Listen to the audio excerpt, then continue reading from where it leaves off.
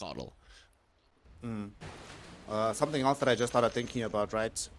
With the Squirtle, at some point throughout the game, I'm just looking at how beefy these heroes are. Like, you've got this, and we have a support Centaur, by the way. So, Centaur, Alchemist, Doom, everybody's like a bit of a tough customer. All of them keeping themselves alive. Basically, what I'm seeing, Harry Freak, is that mid-game, these fights are going to take forever from both sides. It's going to be so long, dude. The thing is, Bright would like to finish it early. That's the thing. You want to jump in, kill a hero, and force the enemies to run away. That's what they want. Zero would be happy with them not killing the hero instantly. If they start off the fight, get them low, force them to use their spells, blah, blah, blah. That's what you want. So Bright, I would assume that they would want that one hero to die at the start of the fight because their chase is insane. And in a 4 versus 5 scenario, they have almost no chances of losing a fight.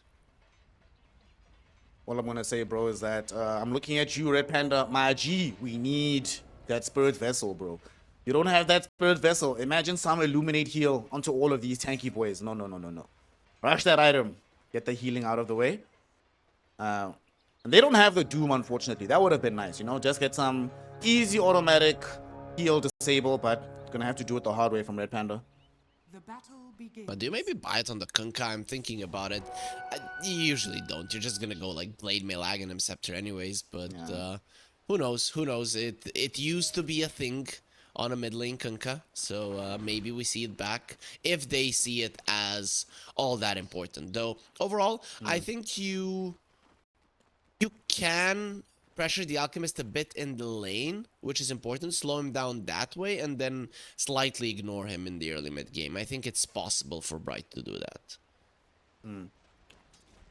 We'll see if they can accomplish this as we now are underway with our laning phase. Down bottom, Beyond and Ponlo taking on Ulu and Red Panda. Man, Lion Clockwork. Glad we don't see this all the time. And Ponlo is going to be very unhappy seeing it against once more because he looks like his life is forfeit. Battery Assault slowing him down, but Beyond helping to block off some of the hits doesn't do enough. Red Panda claims the first blood. And you know, I really miss watching Clockworks do this. Hiding here in the trees right behind and then coming in for the pincer maneuver. It's always so fun to watch. It definitely is. And this is the thing. This is when a hero comes out that is not being played all too often. And then you make a mistake, a huge mistake like this to give a first blood so easily, right? The Lion can never get caught by the Clockwork. It just can't happen. That's just how it goes. We're gonna see action on both the side lanes at the same time. Bro, TK just straight up saved Irving's life. That Flame Break was uber clutch. It does suck that you had to now go level 1 Flame Break on the Batrider in lane, but definitely worth it if it means keeping your Tidehunter alive there. I mean, not too bad. We see flame breaks level 1 all the time. Usually it's if you have a centaur, let's say, so that you get somebody closer to him, but you're not gonna be too mad about it. There might actually be multiple deaths happening here. Irving's gonna be the first one to take a tumble, and TK really wants to bring down ZZQ, but I do not think he's gonna have the damage. ZZQ is almost back in range for the additional armor from the tower. He's still got a tango to eat up. And TK, bro, if he was level 2, that's a dead ZDQ, but there's no sticky napalm, so nothing you can do about this. Yeah, so I think you just give it up. Yeah, smart choice. The Alchemist will just run you down another unstable concoction. You could die as well. But side lanes have been really aggressive ever since the start. Red Panda and Ulu have been pressuring the bottom so much, but they haven't stopped the Doom from farming. So not the worst thing for Team Zero here. Beyond is actually having a solid game thus far. So far, things are okay for the Doom. Hasn't been run out of town just yet. And how's our mid lane doing, though? Probably going to be very boring, so we're just going to take a quick peek. Oh, look! Kunkka and Quaddle trading farm, doing nothing. Wow. Very exciting. Yeah, but top lane is definitely exciting. Yeah, they're going on this Batrider. TK this time around has the napalm, almost killing Erica, but he dies first to ZZQ. Irving does find the anchor smash, though, so quick revenge picked up. And these side lanes, like you said, the excitement does not seem to stop. They trade 1-1, but Team Bright much happier to pick up the kill on the Alchemist. Man, I love these brawling side lanes, right? 3 melee heroes and a bat rider who is like a pseudo melee hero wants to get close anyways, and then everybody's just punching each other, and ultimately somebody has to die. But it's bad that it was the Alchemist, because Tidehunter, if he starts getting the advantage in this lane, is gonna be huge. But the main thing is, Team Bright, they want to fight on the top lane. Even if they're dying, it's the most important thing is Alchemist doesn't get creeps, and he's not getting creeps. He has 8 of them, which is a disaster. Yep. And to make matters worse, because of this constant pressure atop, ZZQ can't go back into the jungle to stack up for him to catch up later. So very well done to manage the top side of the map, especially for Team Bright. And down bottom, still doing a decent job of handling the Doom as well, as he's also not getting the most farm in the world. So outside of this mid lane, Team Zero not really able to get off the mark in the way that they wanted to in this game.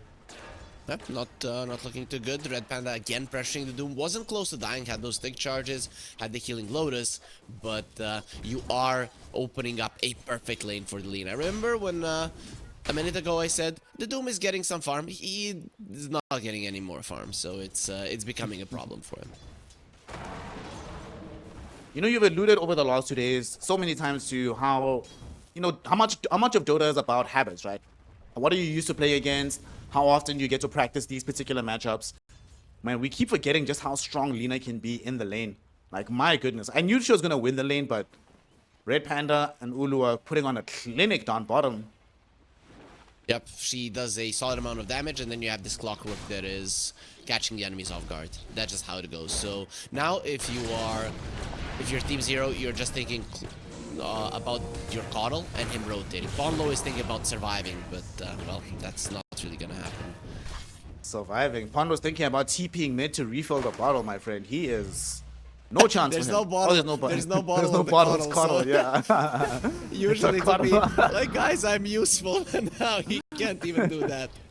Yeah. Bro, there's a twin gate. You can do something like that. Top lane, Irving. He's gonna end up losing his life, it looks like. TK, yet again with a very clutch flame break. It almost actually gets this guy killed on ZZQ, but not enough chase potential on the TK Bat Rider. But nonetheless, the action does not stop. Kills, kills, kills, kills, kills. Team Zero, at least this time, they do get a bigger target in Irving and more space for the Alchemist to farm. Yeah, it's very important. The Alchemist's laning stage is much more important than what it used to be, because you have the gold, the passive from the start, but it's weaker than it was later on in the game. So you need a solid laning phase. 20 CS, it is not enough, especially when you consider that Kunkka is doubling that and Lina almost. Oof. Bro, I've been trying to avoid talking about the CS numbers because it ain't looking pretty. Down bottom, looks like they want to try and maybe make a play onto Ulu. Beyond just picked up level 4. So with the level 2 Scorcher, they'll attempt to run down Ulu. Coddle is en route, hasn't arrived just yet. Kunkka gets there first. And the boat will come in, giving Ulu the Coco run. But ZZQ comes through the twin gate. And he will enable the kill onto the Lina. Now they find the 2-hero Earth Spike. Kunkka and Clockwork. Will either of them survive this? Clockwork will not, but nor will the Doom. Wait, hold on. This heal from Red Panda will elongate the flight slightly. But ZZQ still looks like he is going to be forfeiting his life as XWI gets the double kill off of him. But Team Zero got the same as well. So an even exchange at the end of the day. But more importantly, they do kill the Ulu Lina, which is the big prize for Team Zero. It is a big prize. The only problem for Zero is that your kills went to the Centaur. But I guess if he gets a solid timing Blink Dagger, that's not going to be too bad. They did leave the Alchemist all alone. Well, ZZQ is everywhere. He didn't use the TP earlier. Yeah, he took the twin gate earlier, but he might still end up dead here on the Alk. Irving wanting to get a little bit closer to Erica. Red Panda realizing that bouncing the Battery Assault off of 2 heroes not going to be an effective gambit. So he will ease off. Now they brought up, oh my goodness. Dude, I was about to say the Team Bright have been so good at recognizing who's where and who's been left alone, where space can be exploited. And they do it again by killing Beyond at the bottom lane. You need to, when Team Zero, they have the Coddle, so they're gonna be the ones making the fast plays. They're gonna be the ones making the movements. You do this by, you stop this or slow this down by making a play of your own. If you just continue to react, which they were good at reacting in that previous fight, at some point you are gonna be fumbling and it's gonna turn into a problem. But that's, you kill the Doom and now you've slowed down Team Zero so much. Holy smokes, look at Doom's net worth, bro. Holy jeez. Well, that looks like we finish. have a support Doom in the game. Scanning. Yeah. Middle. Might have a small skirmish around this rune here as the Kunkka drags back ZZQ with the X. 7E does not have blinding light, so there's no way to save our Centaur. They'll try with Ponlo's Earth Spike, but ZZQ, he knows he's cooked. Just gonna drag the heroes away from the tower. Ends up losing his life nonetheless. Well, he tried his best. You know what the fun thing is? We're gonna have really high-level supports in this game. When there's so much action, supports just end up getting super high-level. Batrider is almost 6. The Clockwork is 5. That Lion is a little bit suffering, but that's just because Ponlo was always dead. Poor Podlo. Struggling today. Having a tough time. And we might have some more struggle up in the top lane as well, because they brought in both supports to surround Ulu. Our Erica, though, is chilling. They leave him alone. They come back to Ulu bottom with Red Panda. One thing we haven't seen, despite all the action, despite all the skirmishing, all of these towers are really, really healthy. And if you look at both of these lineups, not really the best at pressuring towers anyway. So I can't expect it's going to be a while before any team feels confident actually ending this game. I mean, when teams are bad at dealing with tier 1s, it means that they might have solid right clickers in the later portions of the game, but not even that is true here in this game. They don't deal well with tier 1s, they don't deal well with the towers later on. Only the Lina and the Alchemist slightly, but even they're not the best. Ponlo, this time around, you get to be involved in a kill, my friend, and they give it to him. Shout out Team Zero, helping supports thrive. In the meantime, though, that's going to mean that he's closer and closer towards getting Blink Dagger. And as much as we do want to see this Coddle moving around and making big moves, it feels like Team Zero's lineup only really starts to shine when they have the double Blink Daggers on the Centaur and the Lion. If you want to shine, you need the Radiance on the Alchemist. That's pretty much how it goes. But yeah, it is that way. The thing is, though, towers are not going to be dropping, so the Blink Daggers they can come once the towers do drop. We're just going to be having skirmishes around the tier 1s for now, and for that the Blink Daggers aren't really needed.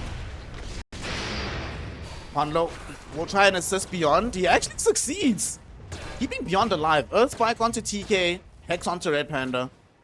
All right, support save lives. Beyond is like, thank you, fam. I could not afford to die again. It's been a rough game. And I already told you this before we went live, but I love casting with core players because you, some of you, but most of the people I've casted with, they do really like support players. Support players, they hate core players, and then I'm just seeing hate here. Yeah, I've heard so many support save lives. He's here to help him. What a nice guy, and stuff like that. And it actually makes it for a nicer cast. It's nice to be appreciated, isn't it? Yeah, Supports win definitely, games. definitely. Gonna have a small move being attempted bottom. ZZQ has Stampede, but now they got scouted. Bro, speaking of supports, nah, who is this legend? TK the legend, the god. This Observer Ward, right in front of the tier 1 tower, has done miraculous amount of work, especially considering how long the tower has been available for. For sure. And we're having a move in the mid lane. That is a huge kill if they can get it. Haven't had a big mid lane move this game, and it looks like it's not going to succeed for Team Bright. They end up losing XWY, and TK, he can't keep up with 7E. The Batrider's the one that needs to run away right now. Solar Bind will come out. Ponlo can't get on the high ground now to find the Earth Spike. Going to be dissuaded by Red Panda. Amazing response from Team Zero. Even though it was the Coddle that got jumped, they're the ones that get the Kunkka kill. Yeah, you had just enough tankiness there with the safety bubble, with the Spirit Vessel, all the heals coming through from your Illuminate, and 70 does survive. Barely, but that is a game-changing thing. Though, one thing, okay, let's look at Beyond Die again. It's just, seems to be a classic. Seems to be Man a has been through a lot this game, bro. You know, we'll look away. Next time, Observer, if Beyond is dying, look somewhere else. Speaking about looking away, we have looked away from the Alchemist, and you know, we talked about Shining and stuff. He went for a Maelstrom, and I actually like this quite a lot. You get a Mjolnir, you get the level 20 talent with the base attack time reduced, and then you just hit 5 times per second. You can have like 0.17. I think, per hit, if you get all of the items. Though, of course, they don't have a Beast Master in the game, but anyways, and it's actually really good versus the Lina later on, because you want to be doing quite a lot of physical. Yeah, that is true. I like this as well. Generally, it's also whenever I see these Mjolnir Alchemists, they tend to get more active on the game a little bit faster. And speaking of Lina, down bottom, she is in trouble here. Caught by ZZQ. Aid is coming, but Aid will not arrive in time because the Alchemist arrives first. And they pick up the kill onto Ulu, and now TK will find himself out of position as well. Held in position by the Stomp and killed off by Beyond. And that's going to lead to them taking potentially the first tier 1 tower of this game as well. Is it really? Bro, I mean, there might no be push. a Tidehunter coming in. You have a Doom, however, so one by one coming bright, they're not gonna do it, and they're not in a position to smoke. Yeah, let's go, the first tower of the game here, so it's finally gonna fall. It only needed a 5-man rotation diving in tier 2. Bro, this is a 13.5-minute tier 1 tower. This might actually be the latest tier 1 I've ever seen in a game of Dota. This is... or maybe not the latest, but definitely up there for the first tier 1 to fall.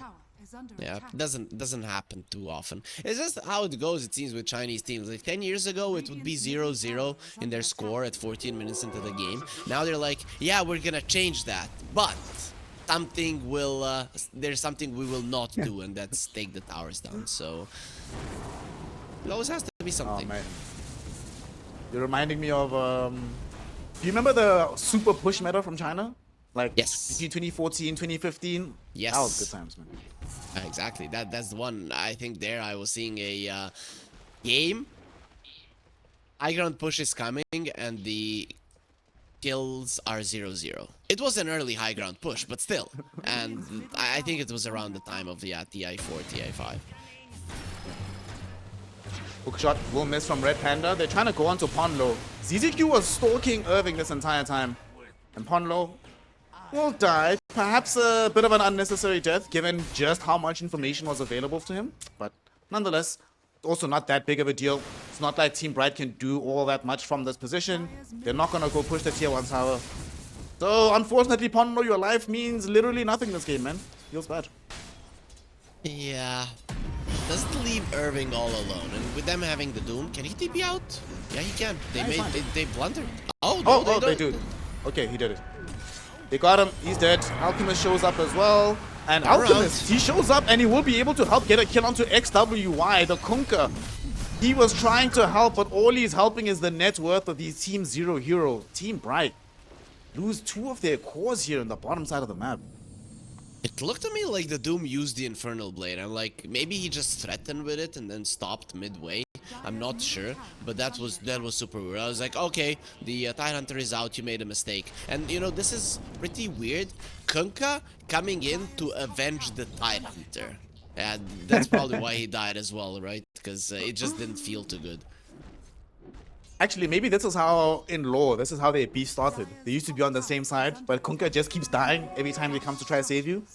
So he's like, you know what, bro? Just drown on yourself. Don't get me killed as well.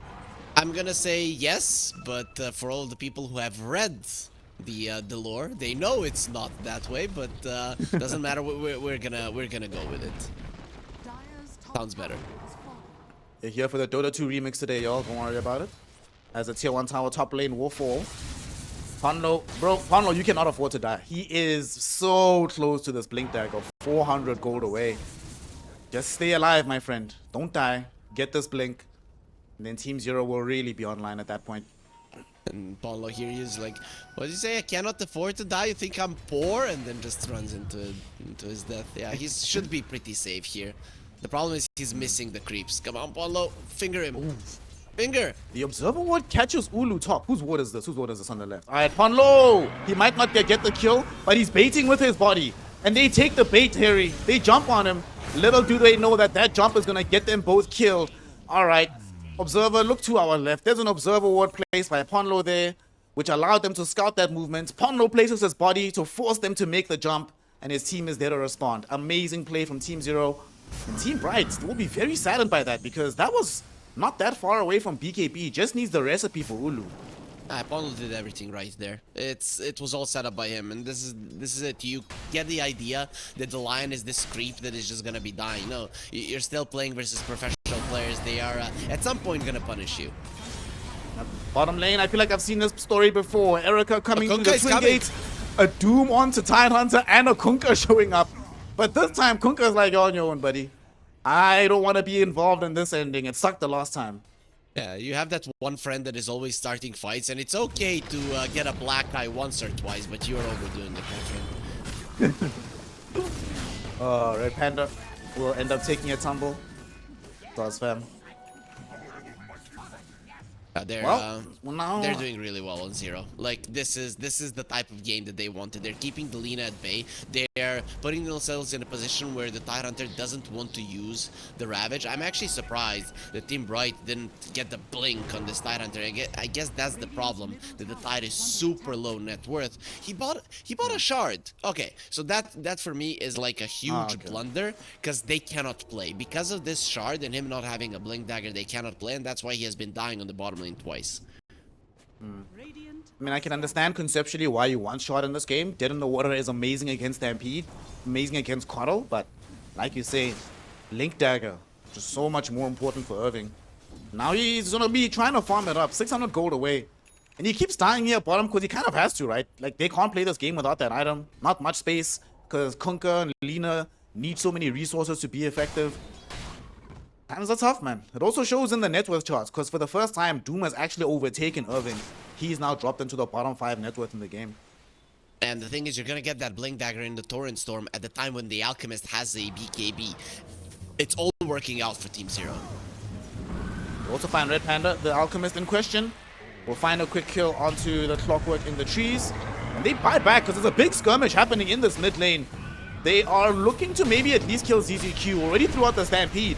And if he can die here, having forced the buyback, nice he'll take catch. it. But Red Panda, very nice catch onto 7E. Unfortunately, 7E, like you mentioned earlier, bought the forced off specifically for moments like that. And it gets him out of trouble. I guess it's not the worst buyback in the world, given how early it is in the game, and that it secured them a tier 1 tower. Although it does suck to have to expend it so early on.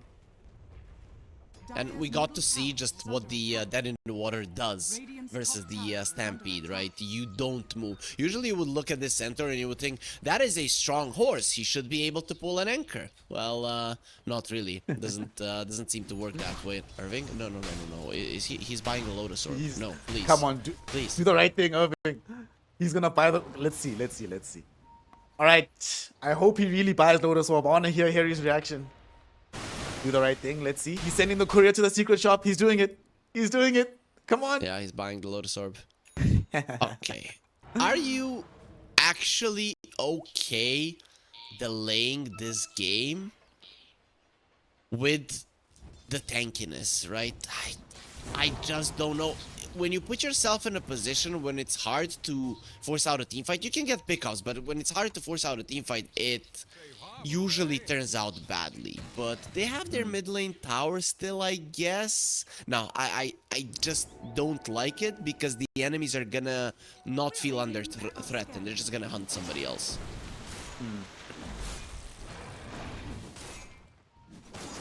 One thing that also worries me, you mentioned tankiness. As this game gets later and later, they run out of damage, this Team Bright lineup. The only one who really scales scarily for the kind of damage they need could be this Lina, but she still needs a couple of more items to get to that point.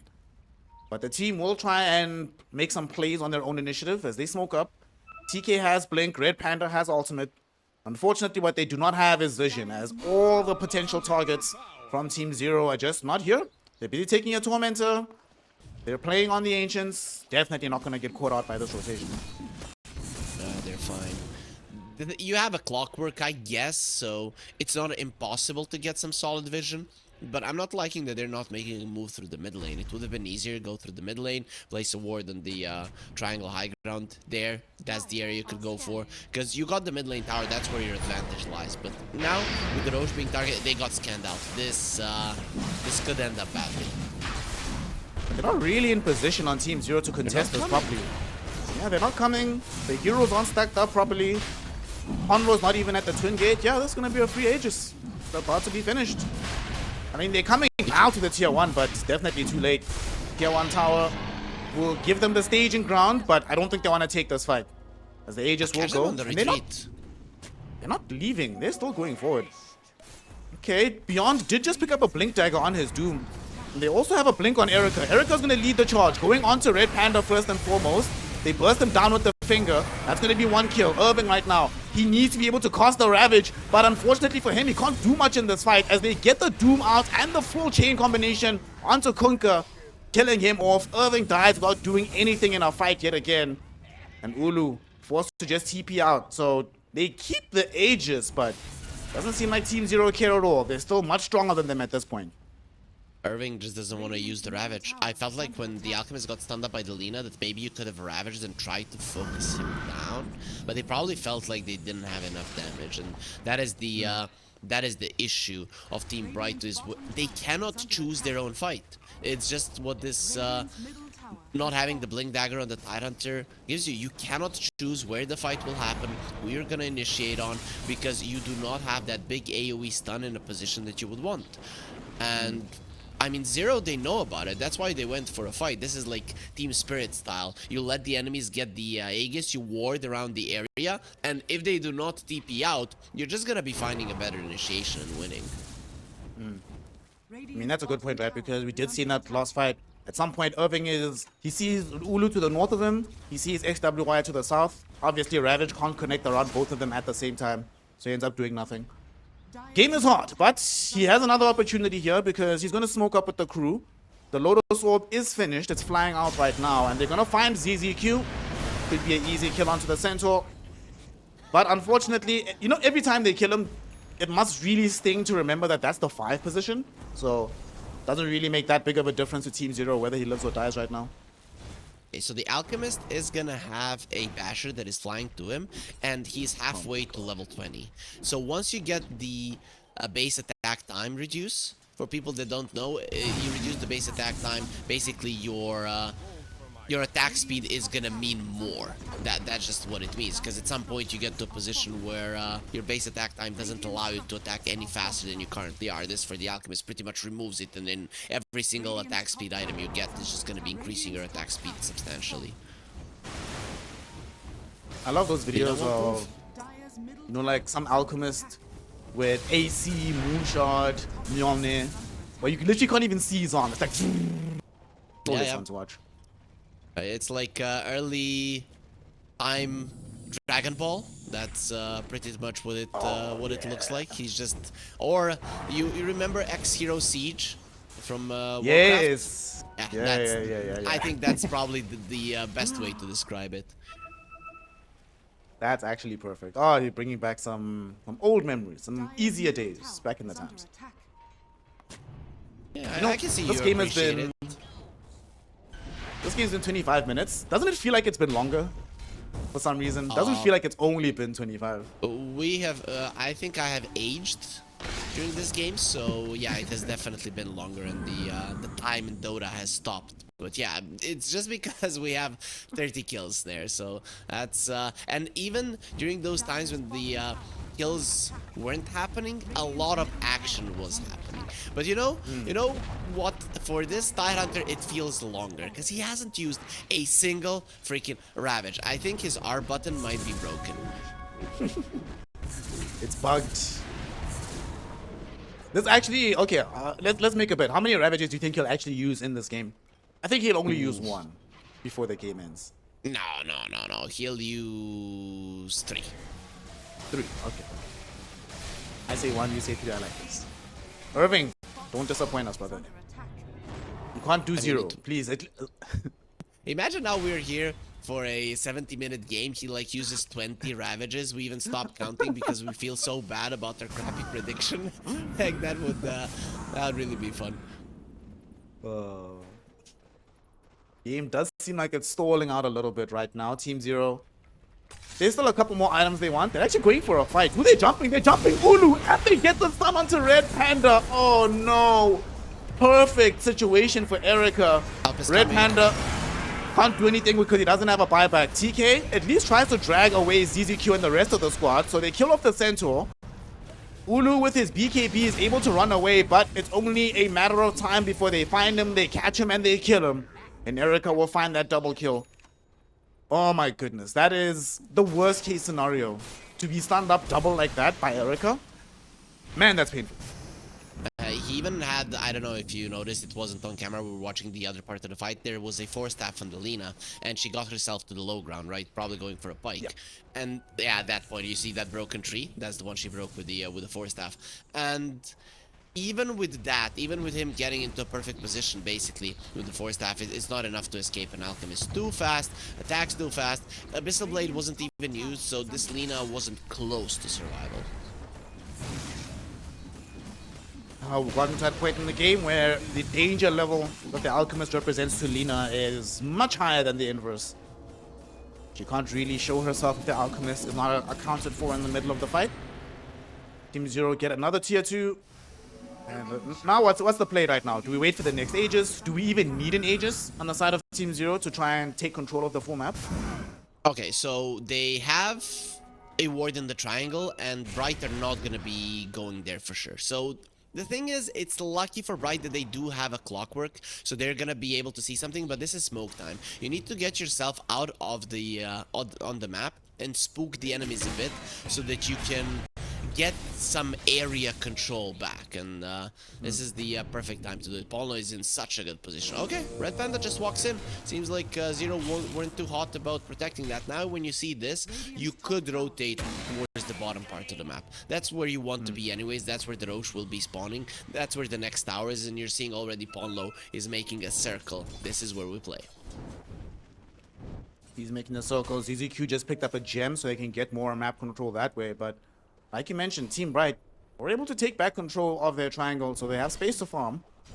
This Lina will at least have like an idea of where she wants to go, but it's so tough to decide exactly what to progress to, right? You need the Hurricane Pike, yes. MKB would be nice. A Daedalus would be nice as well.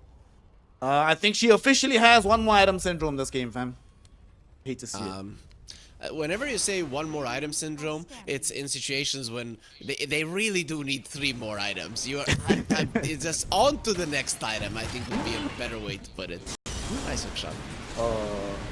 ZZQ with the hook shot. Ends up dead. Red Panda will die for this as well, it looks like. Bursted away by the Illuminate of 7E. But that was a Ignis also committed from them. So I don't think Team Bright will be too saddened by that state of affairs. And more importantly, you know, ZZQ was camped out here, securing vision for his team, and then they got some vision of their own back for Team Bright, which I think is necessary right now. But more importantly, Harry, look at Irving's inventory. He's got a Blink Dagger coming. Let's go. Easy. Let's see what he's gonna be able to do with it. Okay. Is it late? Yes, but better late than never. It's definitely a right way to put it. That's like a super long Roche respawn. So Bright, they put a nice ward there. They think they are gonna be able to keep it for the Roche fight, and it's just not gonna happen now. Dude, why is Gaben screwing over Team Zero right now? This long Roche is so good for Bright. They can actually get some farm back, but more importantly, they're not farming on Team Zero. They're all just sitting together in the stack. Beyond, though, very bravely goes for the D ward here. I don't know if Team Bright really should commit to saving this ward. Beyond is going to dare them to. Those are the Shivas, and they just clear out the ward. It's good enough for them. Now, at this point in the game, you have to use the Ravage when you know it's gonna be a fight for you. You cannot just go for the Ravage for 1 kill, because Roche might spawn, and then you're screwed. But, to be honest, just like in the previous parts of this game, Irving, if he had used it there and killed Beyond, that would have actually been good for them. But now Zero are coming forward. That rocket is gonna give you a false sense of security. Don't walk into the scan. Okay, it didn't turn red. Didn't get scanned, and Team Zero, they're smoking out. Man, Ponlo is so frustrated. He's like, bro, Roche, where you at, dog? Please pull through. This is like when you're planning a party, that one person who has all the meat, all the booze, they're late to the party. You're like, dude, where are you? Like, we need you right now. The thing is, he knows the guy coming to the party, not Roche, that he's gonna get jumped the second he gets in there, that everybody's just gonna be like rabid dogs, and I think that's how Roche feels right now, and I don't think Team Bright have the capability to really defend them. Team Bright, still waiting, still just waiting, growing older and older. as the Roshan progression. Erica tried to force a fight here with the unstable concoction. Do they know about this? Dude, if they knew about that, oh my goodness, that would have been huge. But they go for it. The first ravage. The first ravage. Irving catches Beyond and they burst through and kill this Doom off. Erica, though, he wants to go smoke. He wants to take this fight. He finds a 2-hero stun onto TK and Ulu. Brings down TK very quickly. But Red Panda trying to split the fight right now. Going forward with the clockwork. Unfortunately for him, though, these heroes are a little bit too strong as Erica is chopping wood with the Alki. Now he's going on to Ulu. Ulu, though, trying to stand his ground. Has the BKB, throws down the LSA. But they just do not have the damage to actually hurt Erica. Erica comes through, kills off Ulu. XWI has no boat, has no BKB, has no options as his life is taken away. Team Zero kill off absolutely everybody. A buyback came from Red Panda, but too little, too late. As finally the Roshan shows up to give them a little bit of a greeting. Say, well done, here's your reward, boys. 6 kills and an Aegis going the way of Team Zero. It might be time to call it. It was obvious in that fight that Lina needs 2 more damage items to be able to do enough. Or at least level 25, which isn't even close to happening. It's impossible. They're probably just gonna stay for one more fight because calling GG before the enemies are pretty much at your door has become a staple in Dota. I don't know if I like it or hate it, but some games are just impossible to play. Me personally, I'm of the school of thought of the old VP team. You know, that 2017, 2018 VP. The game's impossible, just call it, dude. Whatever. Amount of times I saw them, it would be like 14 minutes and still in the laning phase. Ramses looks and he's like, I'm actually not feeling it, boys. Call it, let's go next. Yeah, literally like booster approach in Dota. Of course, boosters don't exist any longer, guys, because they have all been banned, luckily. Hope that's the case, but probably not. Still, that's the idea. You see that the game is unwinnable, and you don't try to stress over it. Sometimes it can get frustrating. Though, you know what? Chinese teams, I don't think they ever get frustrated. They just be like, okay, we lost.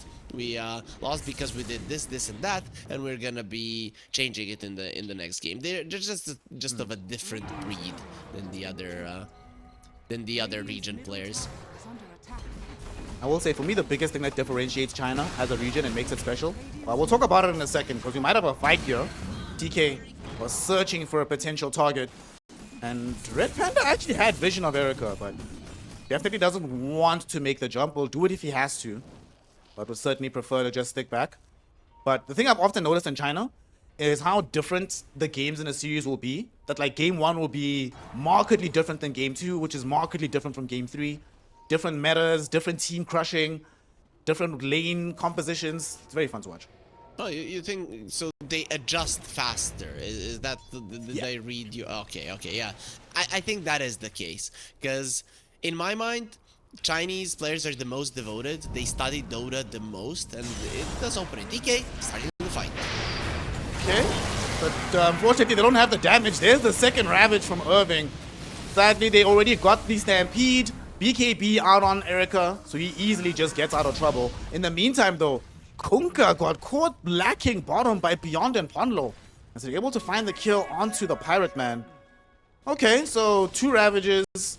They get a ZZQ kill, but more importantly, right now, Zero is not at the foot of their base, so I guess you're not happy, but it's okay given the situation. It's fine, but that was the second Ravage, and I like how you mentioned the first one because it would go hand in hand with your prediction. But when it's getting closer to mine, then you don't talk. That's not nice. There, thought we were colleagues, friends, but sure. If it's definitely a competition now. Don't worry, I got you for the third one. You know. It'll make it more exciting when that third one comes out. yeah, makes sense. Yeah, but again, you can't kill the Alchemist. You use the Ravage, you use everything, and he just runs away. Double 4-staff. Used at the perfect time. If they made a mistake and used one of those 4-staffs while he was still being pulled by the Batrider, the Alchemist might have died. But look at that. Well, he's now soloing Tormentors. Is there any more room for him to still grow here? So he can still get a Moonshard. Maybe at some point the game goes long enough, he can get like Force Boots and get rid of his normal boots, but we're pretty much capped out here, fam. Strongest that he's gonna get for Erica. But he's really strong at the same time, though. Yeah, I think next item probably... Okay, he's going Moonshard, but it's just because it goes so well with his build. I feel like Aghanim Scepter for a Doom would be quite nice. Dude, look at Beyond right now, playing with zero fear. Just runs up, Shivas everybody, hoping to start a fight, and he actually does. The Ignis connects out onto Irving, but they have the necessary 4-staffs, they bail him out of trouble. But Team Zero, with a 34k net worth lead, I feel like they think we are finally strong enough, boys. Time to go up the hill. Let's go. I mean, Alchemist feels unkillable, though you're still going versus a Ravage. So if they want to be extra safe, and we know it's all about discipline in China, they could. Yeah, I mean, when you kill the tower in half a second because you attack so fast, it's there's no reason not to go, probably.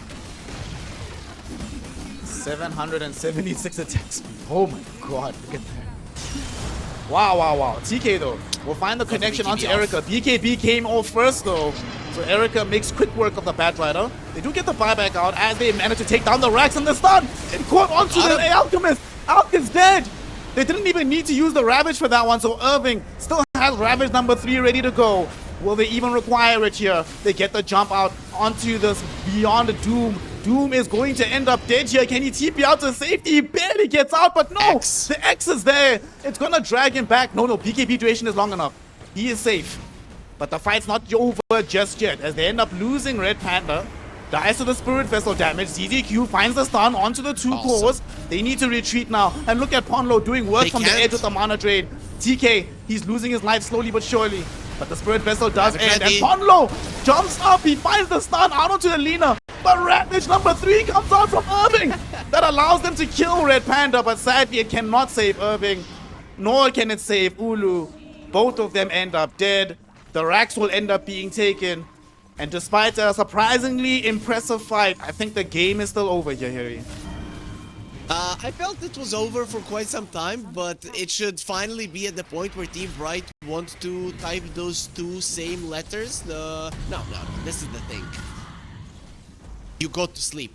You don't tap out, right? So that's what you do. So Team Bright, they are just gonna be staying in that one until the very end. So you're like, you're of the school of Stone Cold Steve Austin. You take the sharpshooter until you pass out. I like that. Exactly. Never tap out. You know, after the Conor McGregor Khabib fight, he said, "Why you go to sleep? Why you tap out? Go to sleep. Like, why did you talk?" Yeah, so that's the approach. And ever since then, I'm like, yeah, you never call GG. You wait for them to punch you so hard that you cannot get up any longer. Well, Erica was throwing that haymaker forward onto the Kunkka, but sadly for him, XWY got off the BKB. And Lina's about to come back in 10 seconds. Although Erica is here to provide the damage onto the buildings, I'm not so sure they're going to stick around for the Megas. The waves are very far back.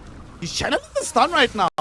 This could be an opportunity for them. TK, go make the jump. TK, go for it. He's not going to do it. Oh well.